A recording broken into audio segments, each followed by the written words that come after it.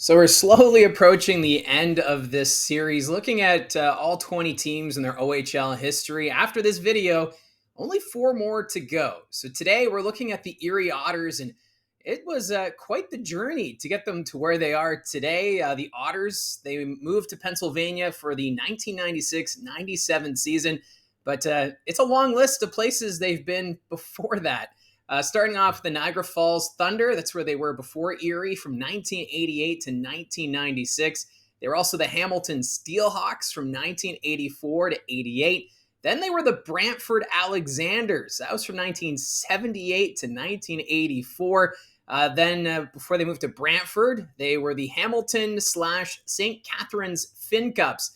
That was from 1974 to 78. This team just kept bouncing around. And before that, they were the Hamilton Red Wings from 1960 to 1974, the Hamilton Tiger Cubs from 1953 to 1960, and they started off as the Windsor Spitfires from 1946 until 1953. So they've bounced from place to place. They've had different names. They've been in Hamilton four different times under four different names. So it's quite remarkable to see that the Erie Otters, it's the longest this franchise has been in one place since they started back in 1946.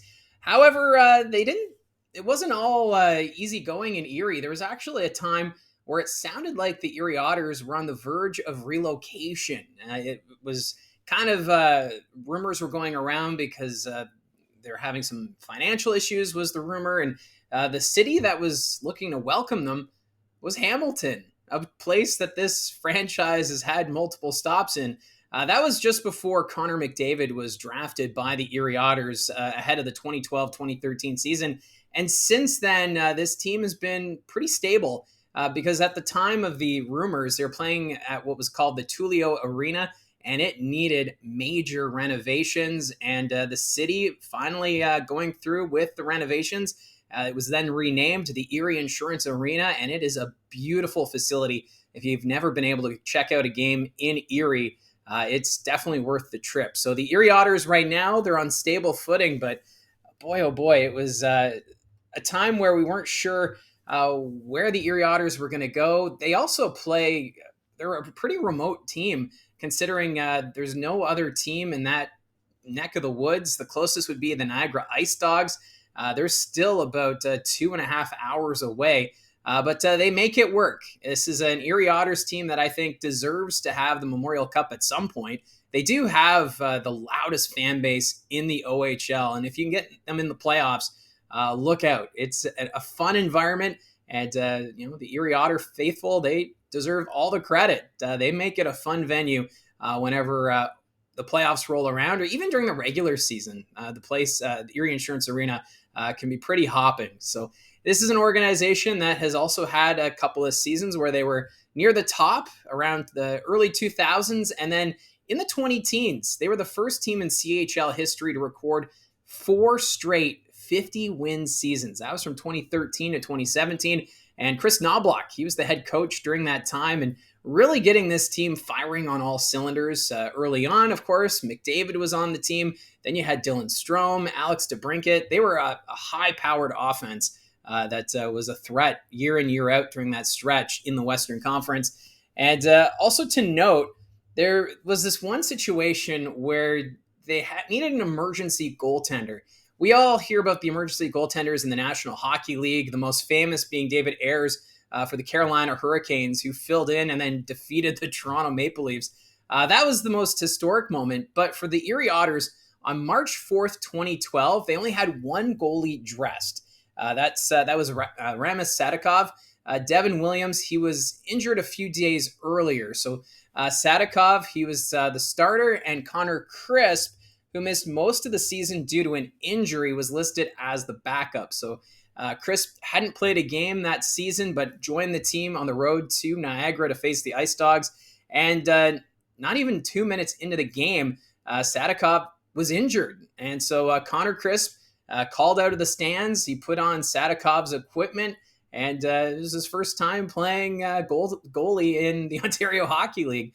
Crisp was a good sport about it. However, he did allow 13 goals on 45 shots. He was still named the first star of the game because it was a very unique situation. I know there were some people who were kind of embarrassed that the Erie Otters didn't call in a backup goaltender, but instead had to rely on a forward to go in net.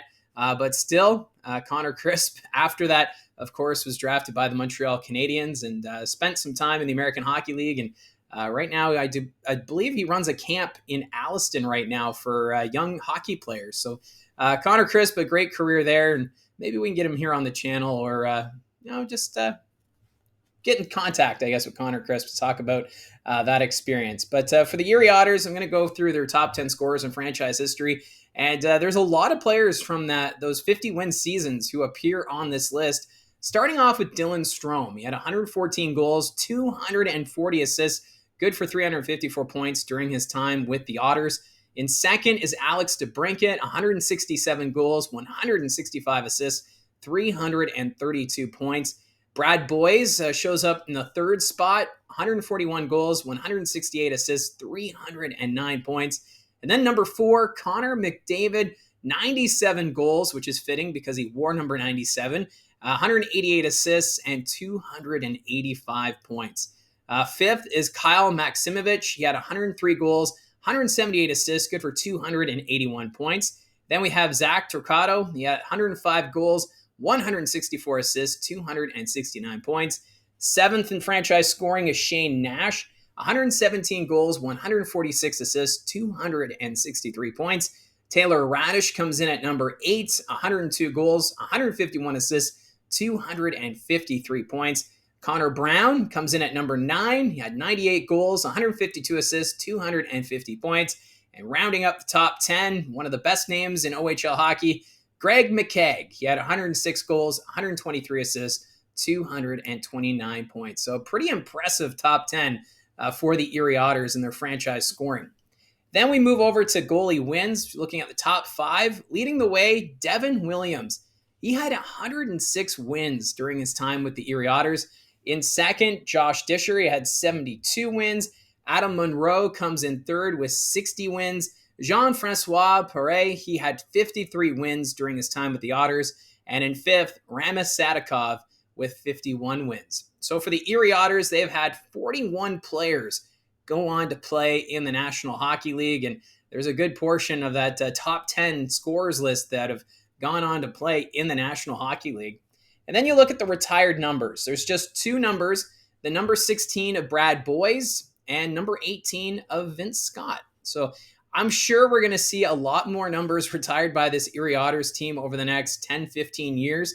And, number 97 will be up there in the rafters soon enough, especially with how McDavid's playing in the National Hockey League now. Looking at the playoff history since the year 2000, in 2000, the Otters, they made it to the second round of the playoffs, but were knocked out in 7 games by the Sioux Greyhounds. In 2001, they went all the way to the Western Conference Final. As the Otters in the early 2000s, they were quite the force. They ended up losing to the Plymouth Whalers in 5 games that season in the conference final. But in 2002, they go all the way to the OHL championship and defeat the Barrie Colts in 5 games for their first championship in franchise history. They would then go on to lose the Memorial Cup semifinal. That was against the Victoriaville Tigra. 2003, they would miss the playoffs, but right back into the postseason. They go all the way to the second round in 2004, but were swept by the London Knights. In 2005, Erie knocked out in the first round by the Kitchener Rangers in 6 games. And then the struggles arrived for this Erie Otters bunch. They would miss the playoffs in 2006, 2007, and 2008. They would return to the postseason in 2009, where they were knocked out in the first round by the London Knights in 5 games. 2010, another first-round exit, this time to the Windsor Spitfires in 4. And in 2011, again knocked out by the Windsor Spitfires, this time in 7 games. They would miss the playoffs in 2012, 2013. That was when there was a lot of question marks about whether or not this organization would stay in Erie, but they would end up drafting Connor McDavid, and the fortunes in Erie changed. They were able to get the renovations at the arena, and boy, oh boy, this team, did they ever perform when they got back into the postseason. 2014, they went to the Western Conference Final, where they lost in 5 games to the Guelph Storm. In 2015, they went to the OHL Championship ended up losing to the Oshawa Generals in 5 games that season. McDavid was named playoff MVP for that series. Then in 2016, back to the Western Conference Final where they lost to the London Knights in 4 games. And in 2017, OHL champions, they defeated the Mississauga Steelheads in 5 games and then lost the Memorial Cup final to the host Windsor Spitfires. So from 2014 to 2017, they were at least in the Western Conference Final and 2 championship appearances, 1 J. Ross Robertson trophy. So amazing stretch there from the Erie Otters organization, but all good things must come to an end, and they would end up missing the playoffs in 2018 and 2019. We had no playoffs in 2020 or 21, and when we returned 2022, the Otters missed the playoffs, and they missed the playoffs again in 2023. So a long drought from the postseason there for the Erie Otters. But this past season, 2024, back in the playoffs, and they gave the Kitchener Rangers a run for their money. They were knocked out in 6 games in the first round, but still, this is an Erie Otters team that is up and coming. And I think we might be seeing that stretch again where the Erie Otters are a competitive group in that Midwest division. So looking back, the Erie Otters, 2 OHL championships since arriving in Pennsylvania, 2002 and 2017. And it looks like they're ready for another strong season next year. And I do believe the Erie Otters right now are on solid ground in the state of Pennsylvania. The Erie Insurance Arena, it is beautiful. And I would expect that the Otters will likely bid on the Memorial Cup probably within the next 10 years would be my best guess. But who knows? That's how I see it from the booth as we took a look at the Erie Otters. If you're a fan of the Otters, let me know in the comments section down below your favorite moment for Erie. And don't forget to hit like and subscribe if this is your first time checking out one of my videos. You can also check the playlist as I've been going through all the OHL teams and their history as we have something to do here during the off season. So again, thank you very much for all your support. Talk to you again soon.